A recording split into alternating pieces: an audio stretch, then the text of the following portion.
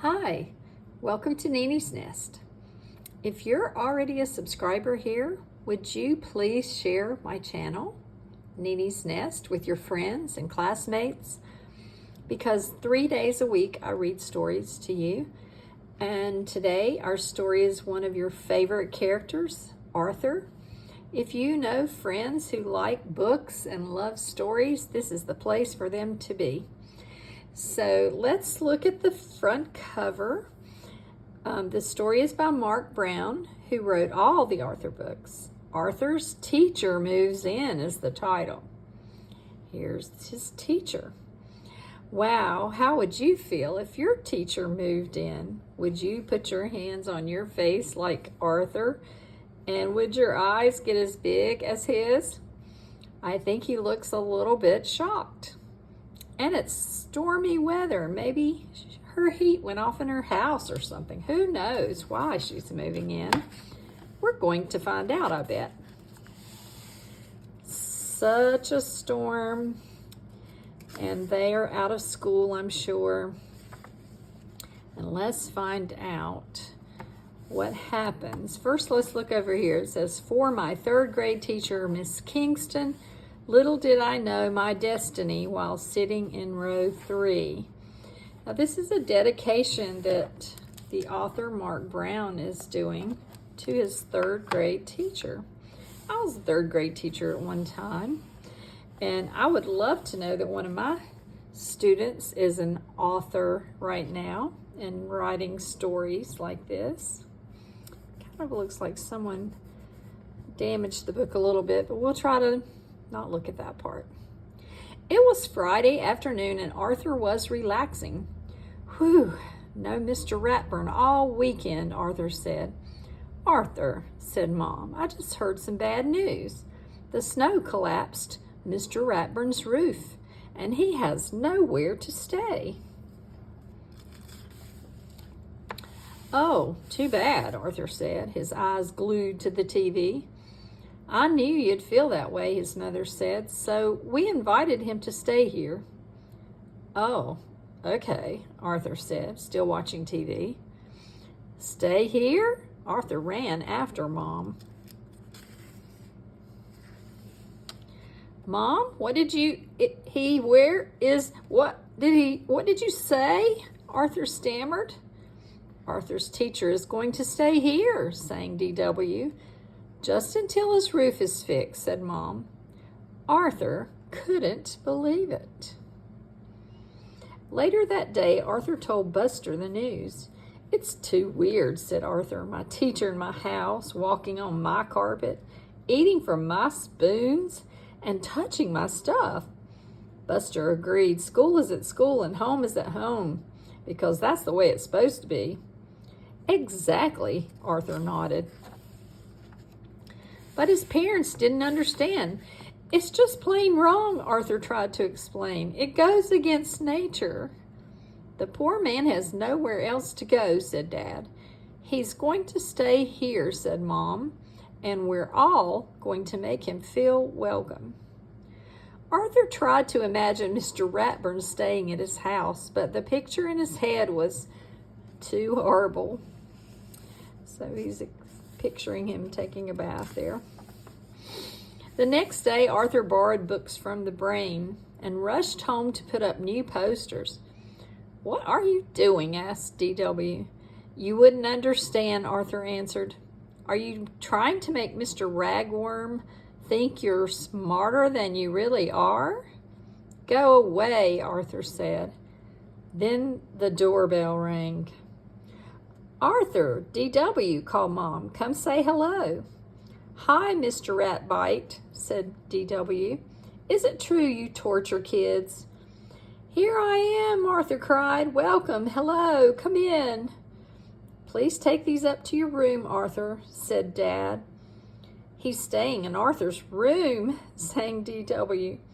I put your sleeping bag in D.W.'s room, said Mom. Hey, no fair, said D.W. So we get the setup. Mr. Ratburn is going to be, oh, that's not his name, it's Rathbone? Wow, Ratburn. Ratburn. Mr. Ratburn is going to stay in Arthur's room, and he has to stay in his sister's room, and she's not really happy about that. Mr. Ratburn saw the books on Arthur's table. Those are my favorite books in the whole world, Arthur said. Mr. Ratburn said, trigonometry for fun, the double helix, and you. Didn't you just borrow those from the brain? Said D.W. I use my brain a lot, Arthur said quickly. Mr. Ratburn, said D.W., look what's under here. Arthur quickly leaned against the poster.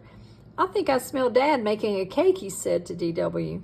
Cake, said D.W., and she ran out the door. Cake, said Mr. Ratburn. He ran out too.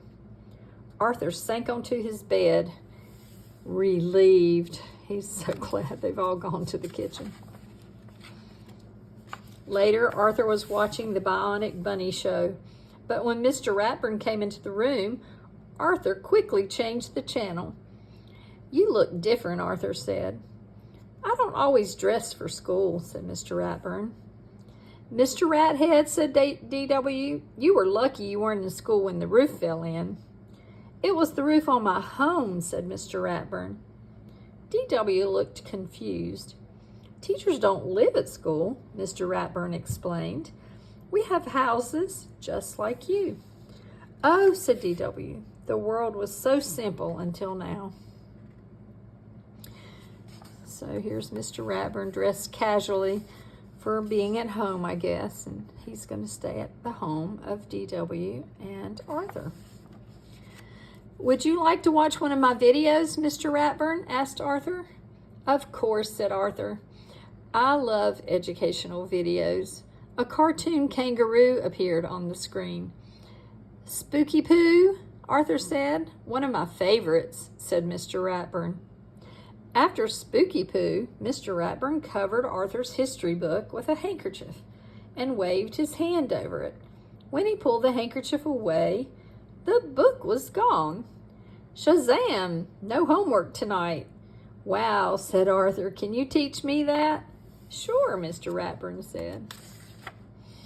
So he's learning a little bit about his teacher. He's a magician.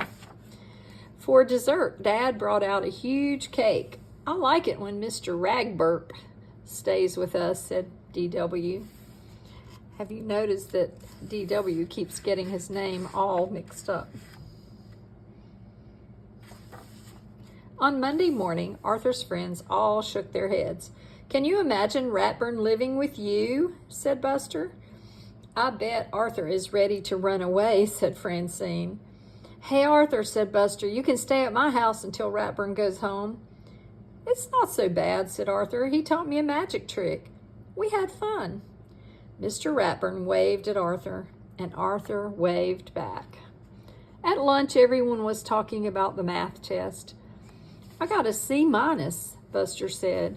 You beat me, Muffy said. Arthur got an A, said Francine. It's not fair. Yeah, we could all get A's if Mr. Ratburn lived with us, and our fathers made cakes for him, said Muffy. But I studied hard for that test, Arthur protested. Sure you did, everyone said. After school, all of Arthur's friends were busy. Want to watch some Spooky Pooh? Arthur asked. I don't think so, said Buster. I don't want to get between you and your new friend. Want to go to the Sugar Bowl for some hot cocoa? Arthur asked Francine and Muffy. Francine shook her head. Sorry, we're already going to the Sugar Bowl for some hot cocoa. Then the brain asked for his books back. Sure, said Arthur. I'll bring them to your house. No thanks, please just bring them to school, said the brain. Teacher's pet, sang Binky. That means you, Arthur. Then he handed Arthur a note from Fern, and Arthur walked home alone. So the picture that someone has drawn of him with Mr. Ratburn says, Rat and Rat Jr. They're making fun of the fact that he's become friends with the teacher. Pal was at the door to greet him. It's great to get home, said Arthur, and forget all about school. Mr. Ratburn was at the kitchen table eating cake. Oh, said Arthur. Hi. And he quickly left the room. Later, Arthur showed Fern's drawing to his parents and Mr. Ratburn. And Binky called me a teacher's pet, Arthur said. Maybe I should talk to everyone, said Mr. Ratburn. No, Arthur said. That will make it worse. You know I wouldn't give you special treatment, Mr. Ratburn said, and you have studied hard lately. If you give me an F, said Arthur, that'll prove I'm not a teacher's pet. Soon they'll realize that they're wrong, said Mom. Not as soon as if he gave me an F, said Arthur. Tuesday at lunch, everyone made fun of Arthur. Teacher's pet, sang Binky. If cake gets you an A, will apple pie get you 2 A's? Said Francine. Maybe with some vanilla ice cream on top, said Muffy. Arthur tried to laugh. Mr. Ratburn walked over. Arthur, I won't be staying at your house anymore.